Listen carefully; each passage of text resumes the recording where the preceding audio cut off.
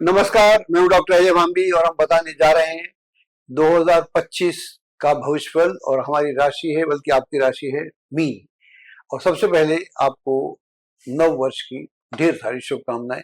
ये जो वर्ष है मेरे हिसाब से परिवर्तनशील बृहस्पति का है, और ये कैसे आपकी जिंदगी को पूरे वर्ष प्रभावित करने वाला है, इस पर हम विशेष रूप से चर्चा करेंगे। लेकिन इससे पहले हम आपकी कुंडली से जुड़े हुए जो ग्रहों की स्थिति है, या राशि से जुड़े हुए ग्रहों की स्थिति, उसकी बात करते हैं।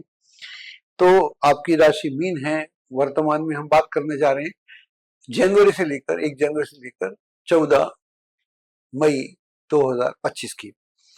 तो वर्तमान में जो शनि है वो आपकी राशि से द्वादश है, यानी कुंभ में है, 7.5 भी है। इस पर हम अलग से प्रोग्राम करेंगे। 7.5 क्या होती है, क्यों होती है, कितनी अच्छी होती है, कितनी खराब होती है, एक अलग विषय है। लेकिन 7.5 का पहली 7.5 का ढैया चल रहा है। और जो अभी 29 मार्च 2025 को जो जो शनि है वो आपकी राशि में आ जाएगा, तो टेक्निकली दूसरी ढैया शुरू हो जाएगी। मैंने बोला इस पर अलग से बात करेंगे। और राहु जो है आपकी राशि में चल रहा है वर्तमान में मीन में, और ये 30 मई 2025 को द्वादश हो जाएगा, करेक्ट। और ये मैं ट्रू बोल रहा हूँ, अगर मैं मीन से लूँ तो 18 मई 2025 को ये द्वादश हो जाएगा। मंगल की स्थिति ये है कि मंगल वर्ष के प्रारंभ में कर्क राशि में है, नीच राशि में है। लेकिन मंगल भी काफी परिवर्तनशील के मूड में है, और ये 21 जनवरी 2025 को मिथुन में जाएगा। फिर 24 फरवरी 2025 को डायरेक्ट होगा, वक्र गति छोड़ेगा, और 3 अप्रैल 2025 को ये पुनः कर्क में आ जाएगा। तो यह स्थिति रहने वाली है। तभी हम बात करते हैं वर्तमान में जो इस बृहस्पति आपकी राशि से तृतीय भाव में आज की डेट में, ये 14 मई तक रहने वाला है। तो कहने का मतलब ये हुआ कि ये जो बृहस्पति है ये काफी परिवर्तनशील मुद्रा में है। तो इसकी हम बाद में करते हैं। अब हम बात करते हैं जनवरी से लेकर मई तक की, मध्य मई तक की। तो यह जो समय है ये थोड़ा सा विचारणीय समय है, थिंकिंग का समय है, प्लानिंग का समय है, सोच विचार का समय है, और सही निर्णय लेने का समय है। जल्दबाजी करने का समय नहीं है। लेकिन जो भी रुके हुए कार्य हैं, जो भी अटके हुए कार्य हैं, उनको बनाने का समय है। और जहां पर भी जो भी आपको लगे, मान लीजिए कोई प्रॉपर्टी है, आप उसे बेचना चाह रहे हैं या खरीदना चाह रहे हैं, उस पर आपके रेट्स नहीं आ रहे, आप को लाभ हो रहा है या हानि हो रही है, जो भी प्राइसेस आपको मिल रहे हैं, तो एक अच्छे से पॉइंट पे उसको निपटा दें। क्योंकि उसमें से आपको ना तो पूरा लाभ होगा ना पूरा लॉस होगा। अगर आप बेच रहे हैं तो पूरा लॉस भी होगा अंत में, और खरीद रहे हैं तो पूरा जो भी समझे आप, तो लाभ हानि आपको आपको वो प्राइस नहीं मिलेगा जो आप अपेक्षित कर रहे हैं, या खरीदने में या बेचने में। मेरा कहने का मतलब ये है। तो टेक्निकलिटी में नहीं जाती। ऐसे ही कोई डील आप कर रहे हैं, कोई रिश्तेदारी में झंझट है, तो पूरा लाभ आपको नहीं होगा, लेकिन वो मामला खत्म हो जाएगा। ये बहुत बड़ा लाभ है। किसी मामले को, जैसे कोर्ट में मामला पेंडिंग है, ना इस पार्टी को मालूम ना उस पार्टी को मालूम, इसमें 20 साल लग गए तो क्या फायदा होगा। तो यह एक स्थिति है। जीवन अलग है, कोर्ट अलग है।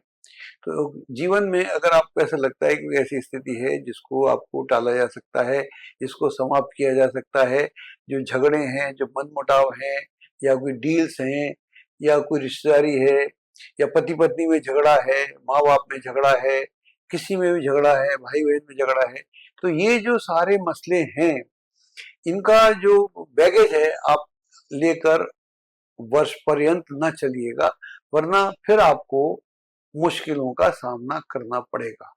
और मैं ऐसा मानता हूं कि कभी कभी, जैसे बोलते हैं नहीं फौज में, कि कभी कभी फौजें पीछे भी लौटती हैं, क्योंकि उनको मालूम है कि इस चौकी पे तो हम जीतेंगे नहीं। तो वहां पर वो अपना जन और माल की हानि नहीं करते, पीछे लौट जाते हैं, और उसके बाद दूसरे मोर्चे से आगे आ जाते हैं। तो ये भी एक स्ट्रेटेजी है। तो कई बार इस स्ट्रेटजी का इस्तेमाल करना चाहिए। आप तो वैसे भी आपका जो राशि है गुरु की राशि है, और गुरु की राशि के लोग तो बहुत संवेदनशील होते हैं, तो आपकी संवेदनाएं बड़ी इंपॉर्टेंट है। और साथ में ऐसा भी आप समझ सकते हैं कि सामने वाले की संवेदनाएं भी आपसे कम इंपॉर्टेंट नहीं है। तो ये एक सुझाव भी है, क्योंकि मेरी उम्र भी ऐसे हुई ना, मैं आपको सुझाव भी दे सकता हूँ। और ये सारे सुझाव बेसिकली ज्योतिषी हैं।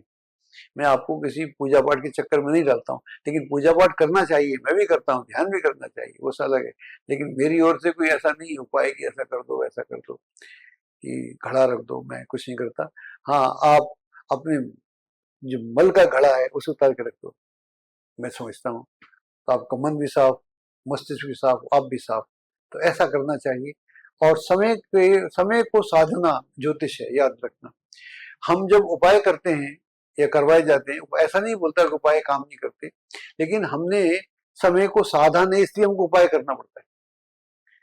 हम समय से आगे थे, पीछे थे, समय के साथ नहीं थे। तो ज्योतिष का एक ही उपाय है, समय के साथ चलना। जैसे जवानी में आदमी ने बहुत गलतियां करी है, बुढ़ापे में उसे दिक्कत हो रही है, समय को नहीं साधा, अब उसे उपाय करना पड़ेगा, चाहे मेडिकल का उपाय करे, चाहे वो और कोई उपाय करे। तो अगर आपने अपनी हेल्थ का ध्यान नहीं रखा तो उपाय, उस समय हेल्थ का ध्यान रखना था, अब कोई फर्क नहीं पड़ता।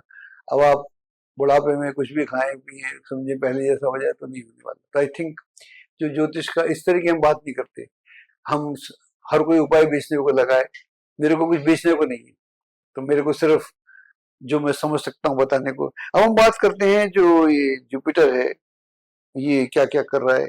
इसका जो परिवर्तनशील जुपिटर है, इसको देखिएगा, इसका जलवा देखिएगा आप।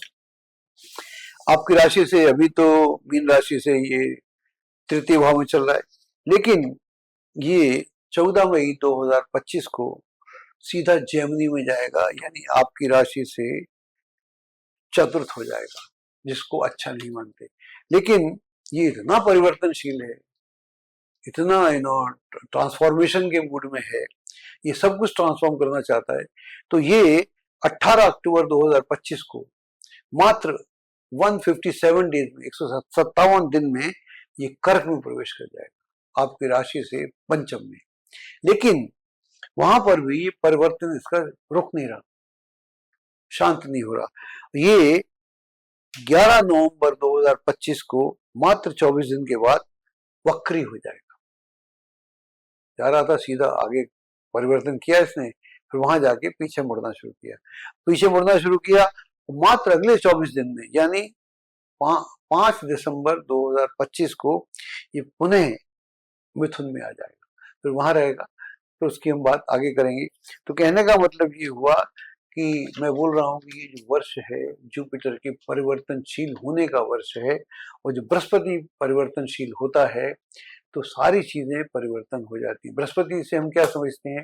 बृहस्पति से हम धन समझते हैं, बृहस्पति से हम ज्ञान समझते हैं, विद्या समझते हैं, नॉलेज समझते हैं, विजडम समझते हैं, संबंध समझते हैं, सिस्टम समझते हैं, ऑर्डर समझते हैं, व्यवस्था समझते हैं, ट्रेडिशन समझते हैं, धर्म समझते हैं, आध्यात्म समझते, क्या नहीं समझते हैं, गुरु समझते हैं, परमात्मा समझते हैं। तो बृहस्पति के इतने रूप हैं जो आपको देखने को मिलेंगी। और अगर जैसा मैंने बोला कि अगर आप आध्यात्मिक व्यक्ति हैं या उस तरह के व्यक्ति हैं जो धार्मिक व्यक्ति हैं, तो आपके लिए बहुत अच्छा रहेगा। अगर आप दुनियावी व्यक्ति भी हैं तो भी जो दुनियावी इश्यूज हैं उन्हें अपनी योग्यता से, जैसा बोल रहा था, उससे सुलझाने का प्रयास करेंगे तो आपको बहुत लाभ होगा। और आजकल हम बड़ी जोश शोर के साथ प्रोग्राम करते हैं। उसका कारण ये है कि जब भी हम कोई वीडियो डालते हैं तो एक एक दिन में 50-50 हजार लोग देख लेते हैं। तो हमको अब आपके सहयोग की जरूरत है। अभी तक तो ये ऑर्गेनिक हो रहा था और मैं कोई एड वेड तो करता नहीं, तो मेरा को आपका सहयोग चाहिए। तो मैं चाहता हूँ कि एक दिन में हर वीडियो कम से कम 5 लाख लोगों तक देखा जाए, ताकि ज्योतिष का जो सही स्वरूप है वो लार्ज स्केल पर लोगों तक पहुंचा जाए। उसके लिए आपको एक छोटा सा हमारे लिए कार्य करना पड़ेगा। उसके लिए आपको हमारे इस अजय भांबी चैनल को सब्सक्राइब करना पड़ेगा और उसके बेल के बटन को दबाना पड़ेगा, ताकि जो भी हमारे नई वीडियो आते हैं ऑटोनोमस पैटर्न पर आपके पास पहुंच जाए। और आपके लिए ये वर्ष बहुत शुभ हो। पुनः धन्यवाद।